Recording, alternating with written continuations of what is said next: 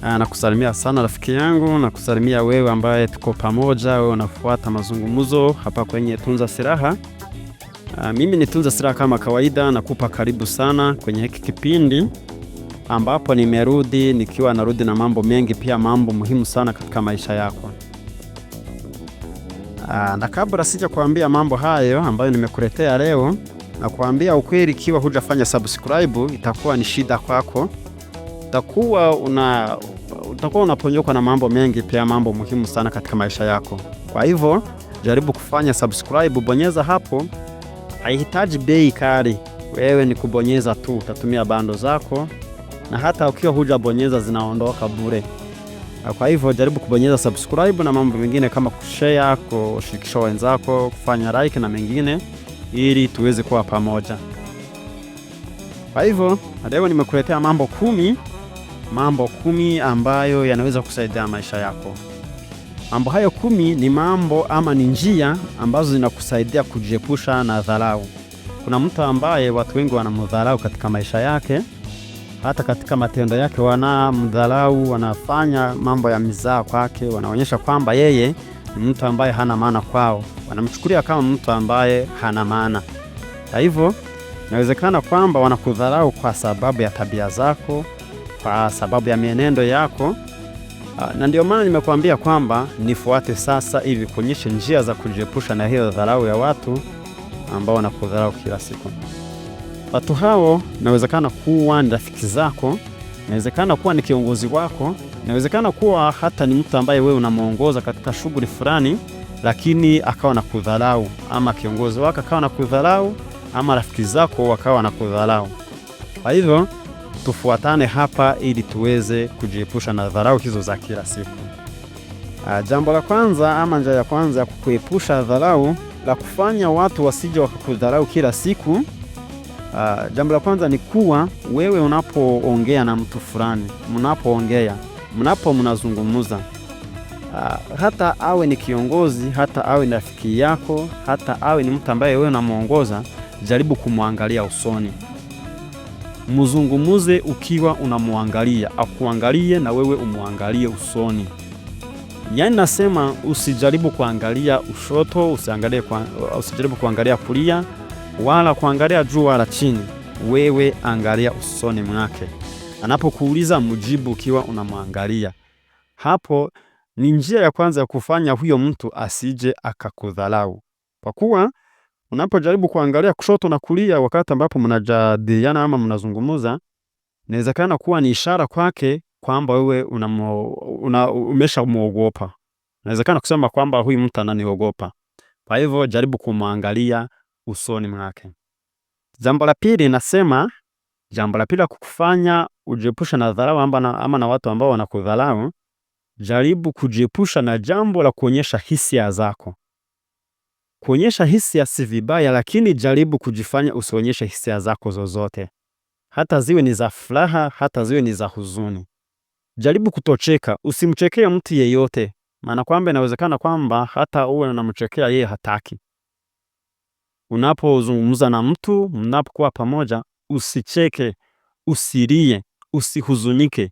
Wewe jaribu kuwa netra katika maisha yako. Hasa unapokuwa unazungumza na mtu, usionyeshe hisia zako.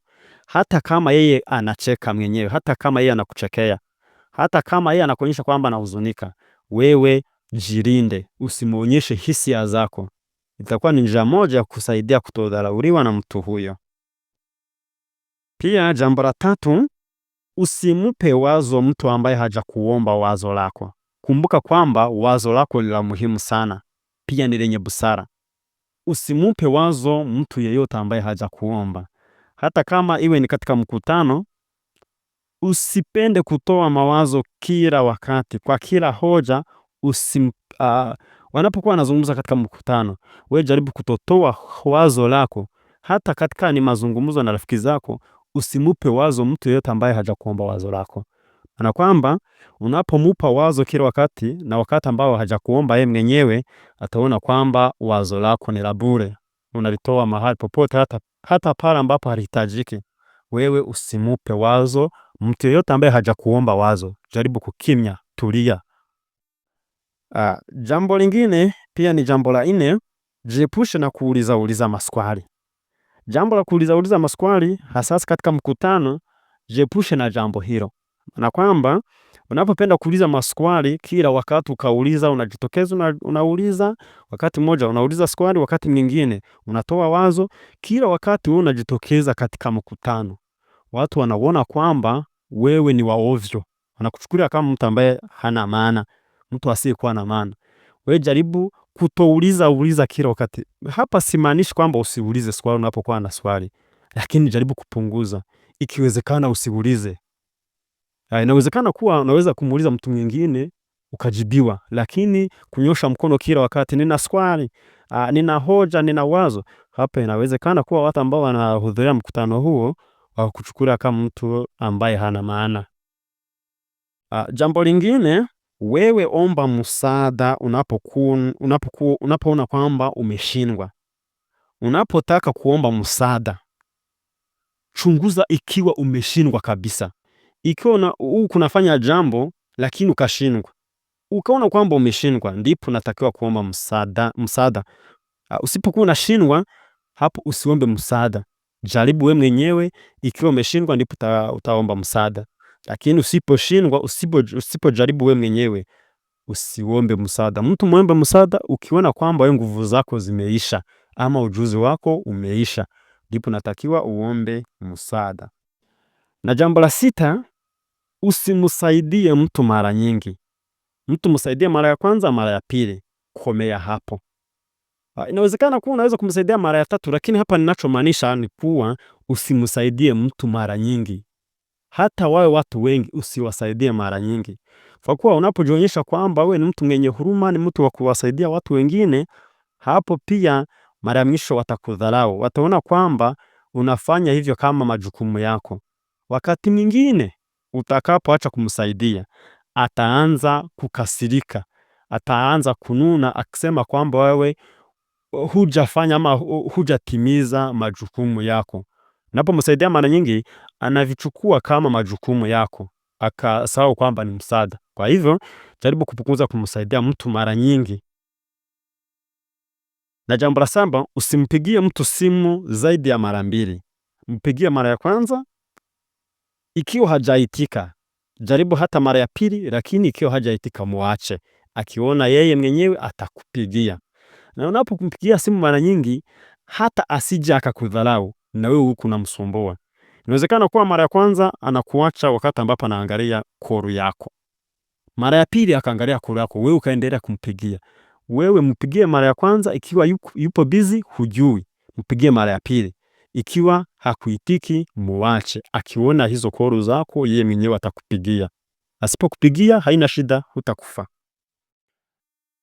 Kingine, jambo la 8, punguza mara za kuomba msamaha. Kuomba msamaha si vibaya, lakini punguza mara za kuomba msamaha. Hata kama uwe umekosea, usiombe msamaha kila siku, kila wakati. Mtu unamuomba msamaha hata mara 10 katika mwezi. Hapo yeye hata awe amefanya kosa, wakati mwingine akifanya kosa atahitaji wewe mwenyewe umuombe msamaha. Atafikiri kwamba ni wewe ambaye umekosa. Kwa hivyo hata kama wewe umekosea, kuna wakati ambapo unaweza kukosea na usiombe msamaha. Ukijua kwamba umekosea, nenda zako ujikosoe, usirudie kufanya hilo kosa. Lakini kuomba msamaha kila mara navyo vinakuletea dharau za watu. Na jambo la 9 ni kuwa mtu hata wewe uwe unamhitaji sana, usimuonyeshe kwamba unamhitaji sana. Unaweza kumuonyesha kidogo, lakini usiombaombe uhusiano wa wewe na yeye. Hata uwe unamhitaji, jaribu kupunguza, usimuonyeshe. Mara kwamba akijua kwamba wewe unamhitaji sana, hata yeye awe anakuhitaji pia, yeye atajaribu kujifanya busy, atajaribu kujifanya busy kwako. Maana hivyo wewe ukiona kwamba mtu unamhitaji sana, muonyeshe kidogo. Wakati mwingine usimuonyeshe, usiombaombe uhusiano. Inawezekana kuwa yeye naye anakuhitaji. Akiwa anakuhitaji ukamwonyesha kidogo, kuna ishara ambazo utaziona kwamba na yeye anakuhitaji. Lakini asipozionyesha, ama akakimya na ukaendelea kumfuatafuata, inawezekana kuwa anakuchukulia kama mtu ambaye hana maana, na hii inaweza kukuletea dharau. Jambo la 10 ambalo ni jambo la kwanza, pia ni jambo la mwisho, pia ni jambo la kati. Jaribu kumcha Mungu. Jaribu kumheshimu Mungu. Kila chochote ambacho nakifanya, heshimu Mungu. Maana kwamba kila tendo, kila kitendo, kila kazi, kila kitu chochote ambacho nakifanya bila kumheshimu Mungu, na kuambia ukweli, hutafanikiwa. Mimi ni Tunza Silaha na kuombea kila kitu kwa Mungu. Mungu akusaidie. Tutazidi. Nawapenda sana. Kwaheri.